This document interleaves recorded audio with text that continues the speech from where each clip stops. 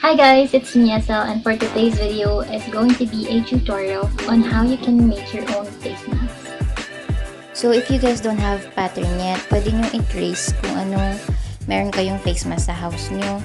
Trace nyo lang siya sa cardboard.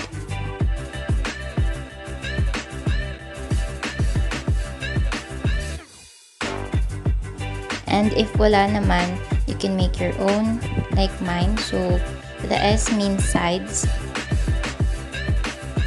Then the C means chin. So from side up to the chin, that would be 3.5 inches. And sa side naman nalalagyan natin ng strap, that would be 2.5 inches. Then from the nose down to the chin, that would be 5 inches. Then curve nyo lang siya using a curved ruler. Or kung wala naman, you can use plate. Then from the side up to the nose, that would be 4 inches. Then half mo lang siya, that would be 2. And then make ka lang ng S form. Then add seam allowance sa lahat ng sides.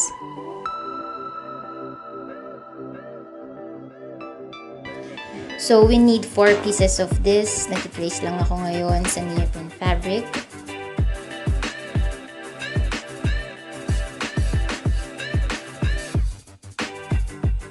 So next is the strap. So mine is yung haba niya 6 inches. But it's up to you guys kung gaano kahaba kasi magkakaiba tayo ng sizes. And 1.5 yung lapad niya. And then cut lang natin siya lahat.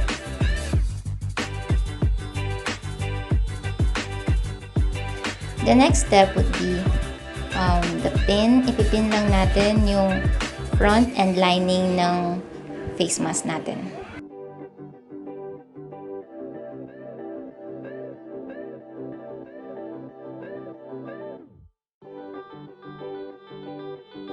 Then for the strap, fold mo lang siya into 3, then pin mo na din.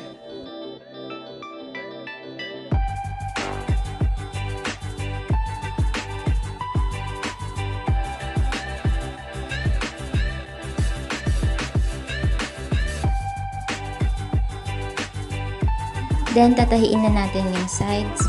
Kung kaya ng dalawang tahi, mas okay para mas matibay yung face mask natin.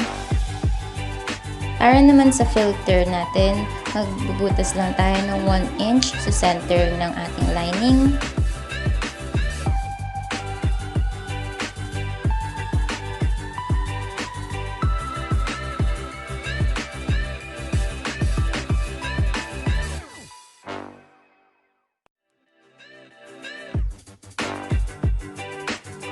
Then, secure lang natin ulit siya ng tahi.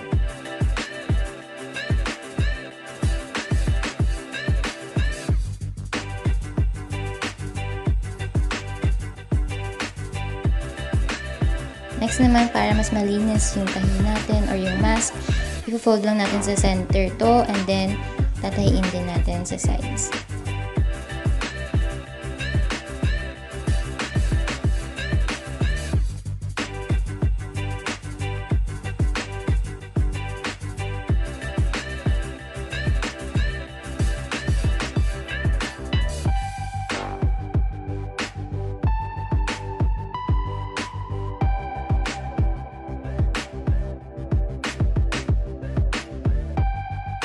Then, tahiin na rin natin yung strap.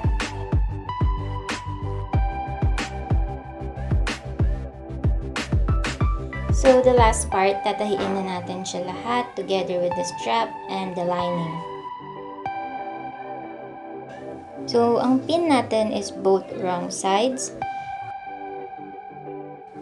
Isa-sandwich lang natin yung strap sa lining and sa front ng face mask natin.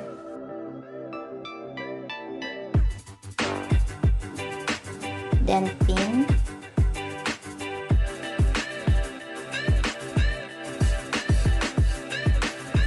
Same din sa kabilang side ng ating face mask. Then pin na natin lahat ng sides.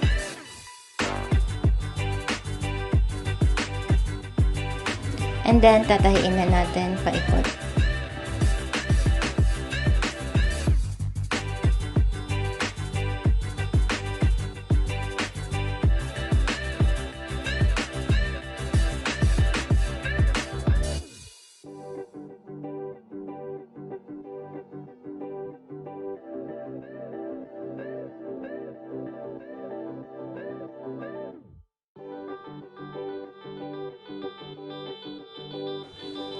Then after natin matahi, yung butas ng filter, ayun yung magiging way natin para baliktarin yung face mask.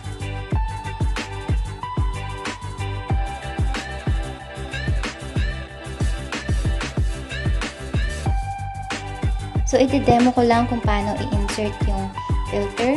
Just use tissue. Cut mo lang into half. Or kung anong meron tissue kayo, cut nyo lang siya or i-fold kung sa tingin yung kasya dito sa ating face mask. Then, insert mo na siya. I-flatten mo lang and ayusin.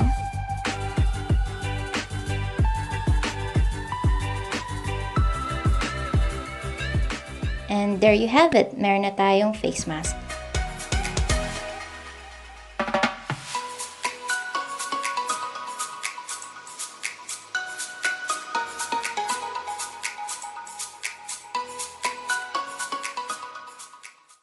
So we're done making a face mask using sewing machine, and for those who don't have sewing machine at home, don't worry, I will make a new video for making a face mask using a hand sew only. And that's it. I hope natulungan ko kayong gumawa ng face mask for today's tutorial. See you on my next tutorial. Bye bye!